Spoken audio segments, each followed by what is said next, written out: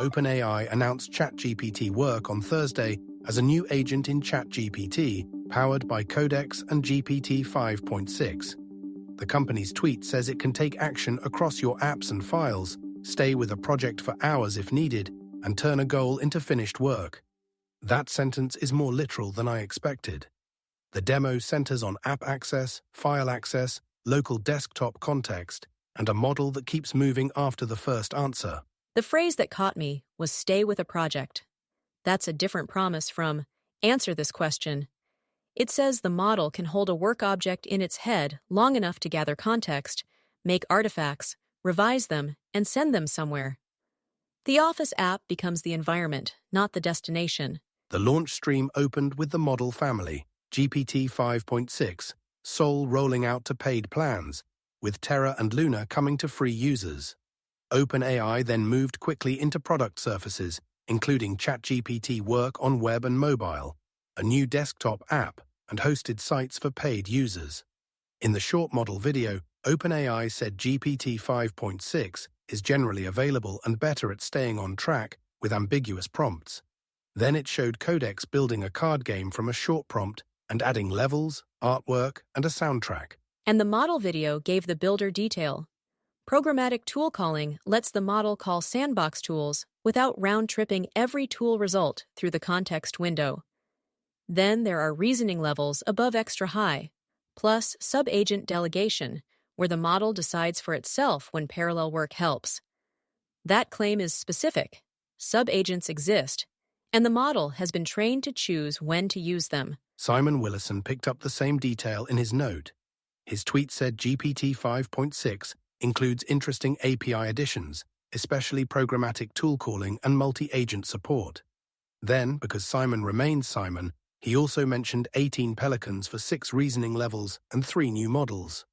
Chuckle. I appreciate a launch taxonomy that requires bird accounting. The pelicans are helping morale. But the API addition matters because it turns the agent loop into something less chatty. If each tool result has to be copied back into the conversation, the model spends attention on bookkeeping. If the tool calls can be programmatic inside the sandbox, the project can feel more like a running process and less like a transcript with chores attached. The product demo stayed deliberately ordinary. OpenAI showed a finance workflow built around a forecast update. The agent looked across systems and reconciled an Excel model.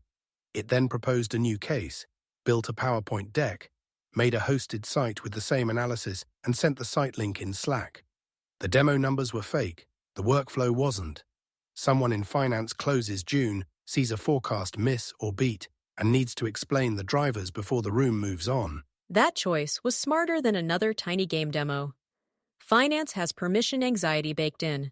Spreadsheets, decks, Slack, calendar, forecast assumptions, and executive context all collide in one place. If ChatGPT Work can touch that surface, it's asking to be trusted with the messiest layer of office life, the layer where numbers become an explanation someone else can act on. Then the desktop app made the boundary more explicit.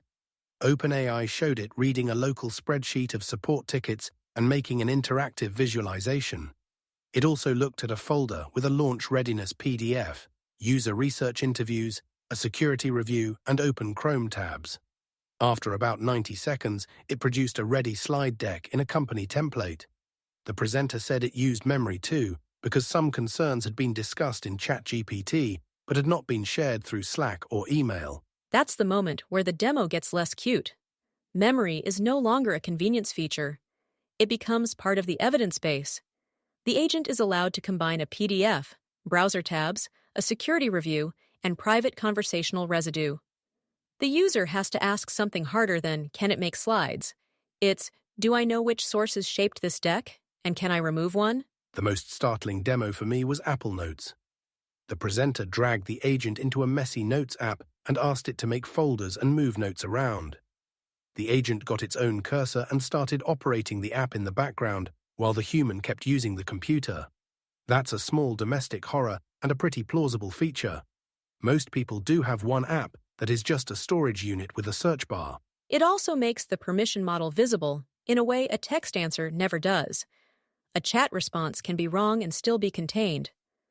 A cursor moving notes around changes the state of your machine.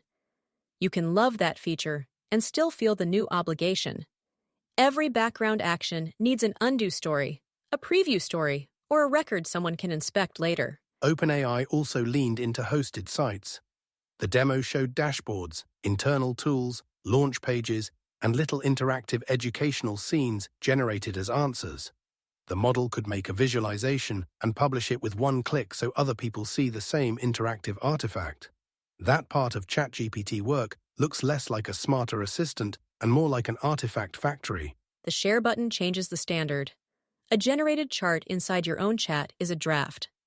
A hosted site shared with a team becomes a work product.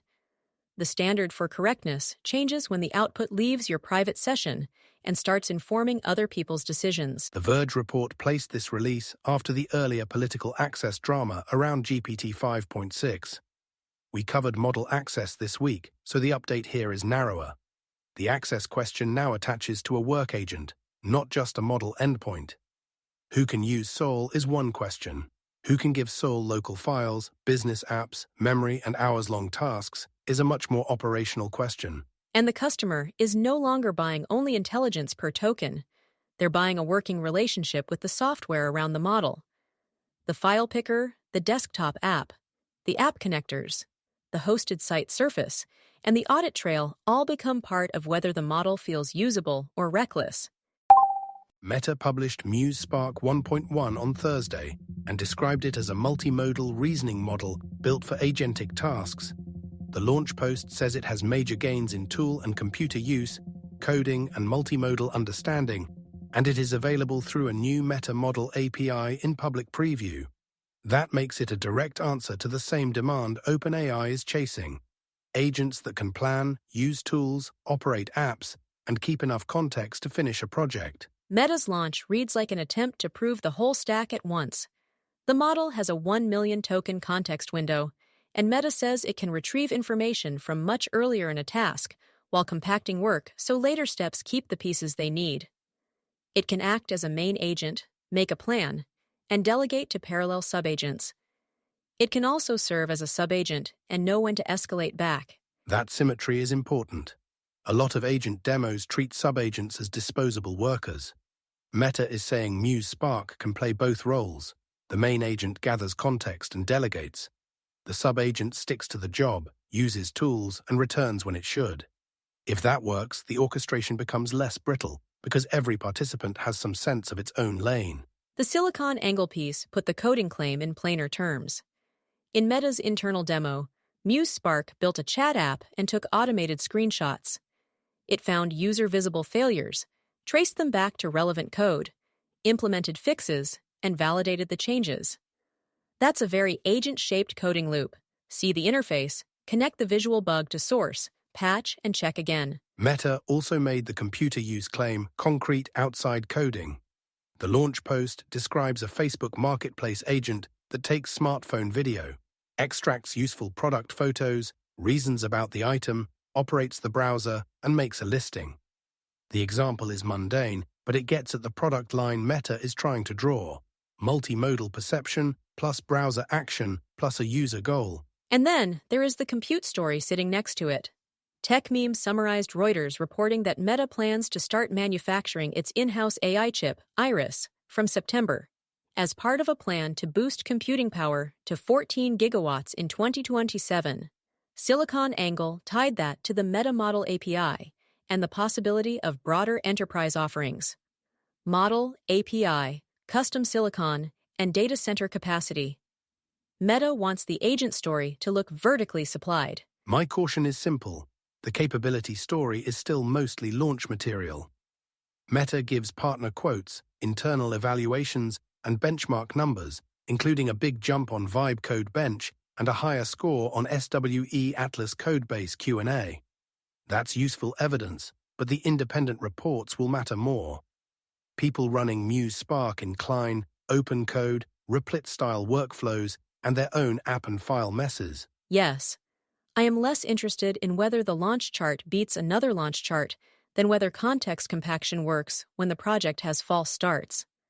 Long agent work is full of discarded approaches, renamed files, half-fixed tests, and instructions from an hour ago that are now wrong. A million token window helps, but the model still has to know which memories have expired. Today's OpenAI and Meta stories rhyme without becoming the same story. Both companies are selling persistence. OpenAI shows it through ChatGPT Work, desktop context, local files, and hosted artifacts. Meta shows it through context management, multimodal computer use, subagent roles, and an API surface. The model race is now also a race to define the work environment around the model. And the work environment is where switching costs live. A better model can arrive next month. A project history, a permission graph, saved sites, connectors, memories, and team habits are harder to move. That's why these product surfaces feel heavier than ordinary model announcements. Tech Meme summarized a Financial Times report this morning saying OpenAI and Google are selling advanced AI models to Singapore-based subsidiaries of Alibaba, Baidu, and Tencent. The report says that exposes a gap in United States AI controls. After this week's earlier debate about GPT 5.6 access, this is the concrete update. Restrictions aimed at national entities run into multinational corporate structure. Subsidiaries are where policy language meets corporate reality. A model provider can ask where the account is incorporated. A government can ask where the parent company sits. The data, users, staff, and control rights may all point in different directions. That isn't an edge case in global tech. That's normal corporate architecture. The same news set had China expanding its anti-sanctions toolkit, CXMT pushing into memory with state support and domestic sourcing, and Korea trying to bring overseas technical talent back through a K-Tech Pioneers program. I wouldn't collapse those into one mega story. They're different levers, but together they show why AI controls keep escaping any single instrument. Model access, chip supply, sanctions response, memory manufacturing, and talent policy move through different channels. The Singapore item is the one to hold on to because it names the mechanism. Controls can say, advanced models should not reach this category of actor. Companies then have to decide whether a subsidiary is that actor, whether use is local, and whether contractual limits survive the parent relationship. That's less cinematic than a chip ban and much closer to how access decisions get made every day. This also changes how to read OpenAI's and Meta's agent launches. A model that answers a prompt is already sensitive. A work agent that connects to files, apps, local desktops, and company memory carries more operational knowledge. Export control was already hard when the product was a model. It gets stranger when the product is an agent embedded in work systems. And enforcement gets pulled down into product details. Which connector is allowed? Which file classes can be touched? Does the agent store project memory? Can a foreign subsidiary connect its internal docs? The policy fight becomes a settings page, a sales approval workflow, and a log review. The European Commission said today that it preliminarily finds the addictive design of Instagram and Facebook in breach of the Digital Services Act.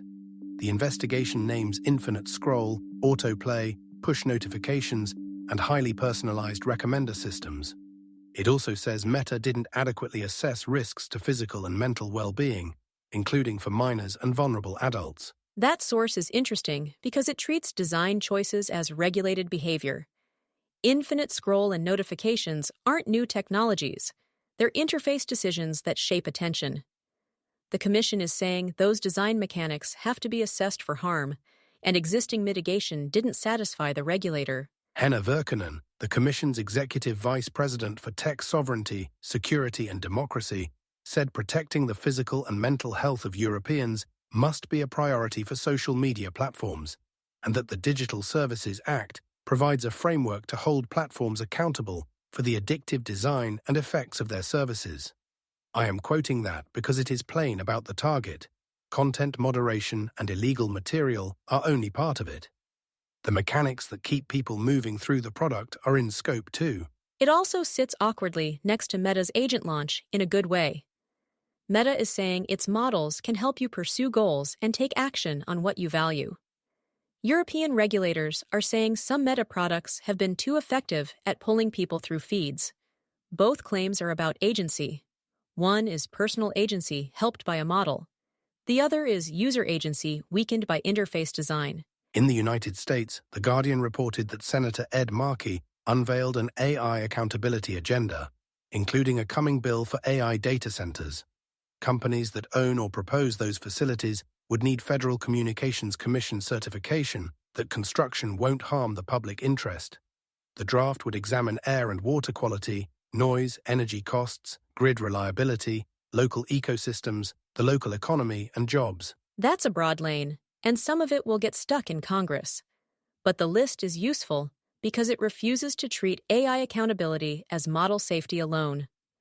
Automated hiring, child chatbot dependence, bias audits, human override in healthcare, worker protections, and data center effects all sit in Markey's package. The regulator's unit of concern is the deployed system, not the leaderboard. The Guardian also reported that FaceWatch, a facial recognition system used by more than 100 UK businesses, including Sainsbury's, B&M, and Spar, plans a feature that alerts police in an average of 4 seconds when a serious offender triggers a live match.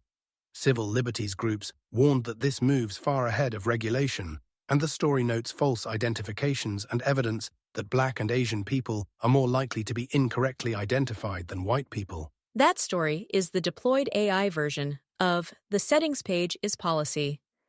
A shop, a private security vendor, and police can create a live intervention loop without the shopper doing anything in that moment.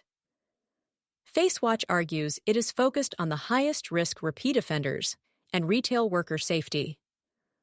Civil liberties groups see a private blacklist plugged into law enforcement. Both sides are talking about the same 4-second path. I would keep the regulation block separate from the launch block rather than forcing one grand argument. OpenAI and Meta are showing agents that can act. Regulators are also looking at systems that act on people. Feeds, hiring tools, data centers, and face recognition alerts. Those are neighboring stories, but the details carry more than a tidy umbrella. The shared pressure is action.